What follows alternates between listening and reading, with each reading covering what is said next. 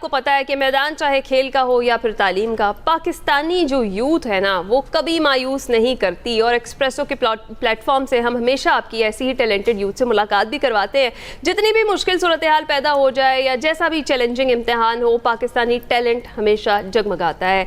अब एक्सप्रेसो में हमारे साथ जो मौजूद हैं कराची की 15 साला मरियम सिद्दीक। अब ज़रा सुनिएगा कि उन्होंने किया क्या है। तालीमी मैदान में भारत का जो साबका आलमी रिकॉर्ड है वो तोड़कर पाकिस्तान के लिए एक नया आलमी एजाज़ हासिल किया है मरियम ने। और मरियम ने सिर्फ 1.5 साल से ज़ायद अरसे में ACCA के तमाम 17 पर्चे कामयाबी से पास कर लिए और ये संगे मिल अबूर करके वो दुनिया की कम उम्र तरीन उम्मीदवार बन गई हैं। इस शानदार कामयाबी के साथ मरियम सिद्दीक ने आलमी रिकॉर्ड अपने नाम कर लिया है। 15 साल मरियम सिद्दीक की इस गैर मामूली कामयाबी की असल कहानी हमें उन्हीं से जाननी है। अस्सलाम वालेकुम Mariam, thank you so much for joining us. आप कैसी हैं? वालेकुम अस्सलाम, thank you so much. First of all thank you so much for inviting me and मैं अल्हम्दुलिल्लाह ठीक हूँ। बिल्कुल ठीक, गुड टू नो। मरियम, सबसे पहले कॉन्ग्रेचुलेशंस, इतनी बड़ी अचीवमेंट आपके हिस्से में आई है। लेकिन ये बताएं, इस जर्नी पर आप शुरू कैसे आपने किया, कैसे डिसाइड किया कि आप इतनी छोटी सी उम्र में ACCA का एग्ज़ाम देंगी और फिर रिकॉर्ड होल्डर बनेंगी? मेरी जर्नी स्टार्ट इस तरह से हुई थी, लाइक ग्रेड 6 तक मैं नॉर्मल स्कूलिंग कर रही थी। मैं स्कूल में पढ़ती थी ग्रेड 6 तक एज यूजुअल, जैसे अदर स्टूडेंट्स पढ़ते हैं। उसके बाद इंस्टेड ऑफ ग्रेड 7 और 8 मैंने 2 ईयर्स में O लेवल्स के प्राइवेट पेपर्स दिए एंड जो स्टूडेंट्स ग्रेड 10 और 11 में क्लियर करते हैं वो पेपर्स मैंने ग्रेड 7 और 8 में कंप्लीट कर लिए। तो इधर मैंने अपने 3 इयर्स सेव कर लिए थे।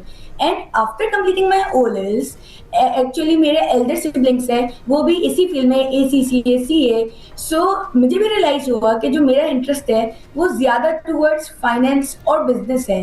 क्योंकि मैंने अपना जो O लेवल्स किया था वो मैंने साइंस स्ट्रीम में किया था एंड शुरू से बस पहले मुझे मेरा ड्रीम था कि मुझे MBBS परस्यू करना है एंड मुझे डॉक्टर बनना है। But after completing my O levels मैंने ये देखा कि ज़्यादा इंटरेस्ट मैंने रियलाइज किया वो मेरा फाइनेंस बिजनेस की तरफ है। सो मैंने डायरेक्टली ACCA स्टार्ट कर दिया एंड जब मैंने अपना ACCA स्टार्ट किया उसी मेरी जर्नी के स्टार्ट में मैंने अपना एम बनाया था कि मुझे youngest ACCA affiliate in the world बनना है। एंड मैं उसी वक्त से स्टार्टिंग से सर्चिंग करती रहती थी कि अभी फिलहाल यंगेस्ट ACCA कौन है, Guinness book of world record में किसका नेम है, एंड ये सब सर्चिंग करती थी। उस हिसाब से मैं देखती थी कि मुझे कब पेपर्स देने हैं, अगर वर्ल्ड रिकॉर्ड मुझे अचीव करना है सो उसके लिए मुझे कितने ड्यूरेशन में कंप्लीट करना है। सो इस तरह मेरी ACCA की जर्नी स्टार्ट हुई थी। एंड जो ACCA के स्टार्ट के 7 फाउंडेशन पेपर्स होते हैं वो नॉर्मली एक ACCA स्टूडेंट एवरेज 1 ईयर लेते हैं उसको क्लियर करने में। बट अल्हम्दुलिल्लाह वो 7 ACCA फाउंडेशन पेपर्स मैंने सिर्फ 45 डेज के अंदर। अरे मरियम, ज़बरदस्त। मैं आपको अगर बताऊं तो मैंने भी अकाउंट्स और फाइनेंस पढ़ा हुआ है और मुझे याद है कि मुश्किल तरीन और ड्राई तरीन सब्जेक्ट्स होते हैं और आपको हाँ जब आप स्कोर करने लग जाते हैं तो फिर आपको अच्छा लगता है क्योंकि आपके कोई मार्क्स जो हैं वो डिडक्ट नहीं होते।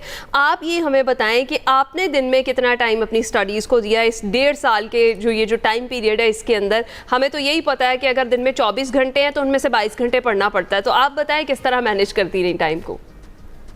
जो स्टार्टिंग में लाइक मैंने बहुत ज़्यादा स्पीड में दिए थे बिकॉज जो एवरेज स्टूडेंट 1 ईयर में पेपर देते हैं स्टार्टिंग 7 फाउंडेशन वो मैंने 45 डेज में दिए थे। तो उसमें तो मैं रेगुलरली 8 to 10 आवर्स मैं डेली पढ़ती थी एंड उसमें ऐसा होता था कि लाइक अभी मैंने मेरे नेक्स्ट पेपर्स फाउंडेशन के बुक होते थे, एक वीक के गैप से बुक होते थे और उनका मैंने सिलेबस भी अभी तक खोल कर नहीं देखा होता था बट एग्जामिनेशन मेरी बुक होती थी। सो फाउंडेशन के केस में तो ये सिनेरियो था। ज़बरदस्त मरियम, ये तो बड़ी ट्रेमेंडस सी स्टोरी है और ये शेयर करना बड़ा ज़रूरी है क्योंकि कुछ लोग जो हैं अपने बच्चों को लेके बहुत ज़्यादा संजीदा होते हैं उनकी पढ़ाई को लेकर और अब कुछ कहते हैं कि सब लोगों में ये अहलियत नहीं होती कि वो इतनी जल्दी से क्लासेस फलांग कर यहाँ तक पहुँच जाए। आपको कितनी डिफ़िकल्ट लगी ये सारी सूरत हाल? आपको इसमें मतलब मुझे काफी ज्यादा हेल्प मिली क्योंकि जो मेरे एल्डर ब्रदर्स से उनका मेरा और काफी गैप है लाइक 8 इयर्स एंड 6 इयर्स। सो जब मैं अपने ग्रेड 6 में थी वो लोग उनका ACCA स्टार्ट हो गया था, CA स्टार्ट हो गया था। सो मैंने भी डिसाइड किया कि अब मुझे भी ये सब चीजें जल्दी करनी है एंड फिर मैंने अपने जैसे ग्रेड 6 की, मैंने ग्रेड 6 के बाद मैंने ओ लेवल्स के कोचिंग मोटिवेशन यानी मरियम को घर से ही मिली और मरियम को Yes. घर से ही मोटिवेशन मिल गई और स्टार्ट कर दिया आपने। अच्छा, आप बताएं कि आगे क्या प्लान है आपका? क्या अभी आप इतनी हैं कि मैं आपसे ये पूछूं कि बड़ी होकर आपने क्या बनना है मजीद? अभी तो एक ज़बरदस्त किस्म का रिकॉर्ड अपने नाम अपने कर लिया है। अभी मेरा ये प्लान है कि अगर क्वालिफिकेशन में सीएफए परस्यू करनी है अपनी नेक्स्ट, एंड इसके साथ साथ जो मैंने अपनी टेक्निकल स्किल्स जैसे एसीसी के थ्रू लर्न की है, अब मैं उसको प्रैक्टिकली अप्लाई करूंगी इन बिग 4 फर्म्स। बिल्कुल ठीक। और मरियम, कोई पैगाम देना चाहें आप ही की तरह जो लोग जल्द से जल्द ही इस अपनी डिग्रीज मुकम्मल करना चाहते हैं उनके लिए? बस एक लेसन है, बस अगर आप वो लर्न कर लेंगे सो आप आपका कोई भी ड्रीम आप इजीली अचीव कर लेंगे। Never let your age limit your capabilities. कभी भी आप अपनी एज और अपनी कैपेबिलिटीज को कंपेयर नहीं करें। लाइक अगर मैं आपको अपनी स्टार्ट ऑफ एसीसी जर्नी में चले जाऊं, एंड मैं अगर किसी को, जब मैं थी ऑलमोस्ट 13 ईयर्स की, 13 ईयर्स एंड 3 मंथ्स, सो अगर मैं उस वक्त किसी को बोलती कि मुझे यंगेस्ट एसीसी बनना है, तो उस वक्त हो सकता है लोग मेरा मजाक उड़ाते, लोग हंसते मेरे ऊपर।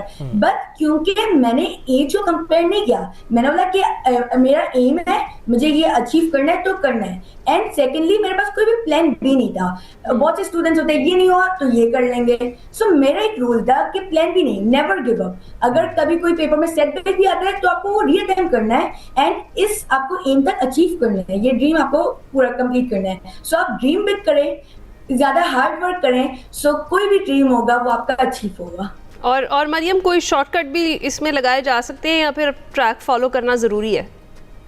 नहीं, शॉर्टकट्स भी लगाई जा सकती है। अगर मैं आपको एसीसी के रिक्वायरमेंट बताऊं, सो नाउ इट्स कोई भी क्वालिफिकेशन रिक्वायरमेंट नहीं है। अगर आपकी एज 13 ईयर्स है so you can register for ACC. अच्छा। बट जो मैंने किया एंड जो मैं रिकमेंड करूंगी वो है कि आप लोग ओ लेवल्स या मैट्रिक के बाद एसीसी आए।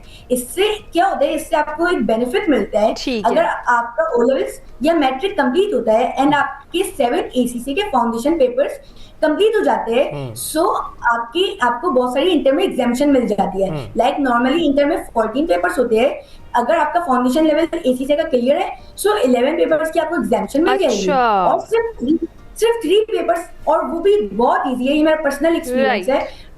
पेपर्स अपेयर कर आपको प्रॉपर इंटर की भी इक्विवेलेंस मिल जाती है। बिल्कुल ठीक है Mariam, thank you so much for joining us. और मरियम की तरह की आजकल की हमारी यूथ है जो इतनी टैलेंटेड है। और मरियम ने एक बात की कि भाई age is just a number. आप ना सोचें कि हम इस काम के लिए बहुत छोटे हैं, तो आप वो काम अगर करना चाहते हैं तो कर निकलिए, और आप कर भी सकते हैं। अगर आप में टैलेंट है मरियम की तरह तो आप पढ़ाई में भी इसी तरीके से आगे जा सकते हैं। अभी हम ब्रेक पर जाएंगे।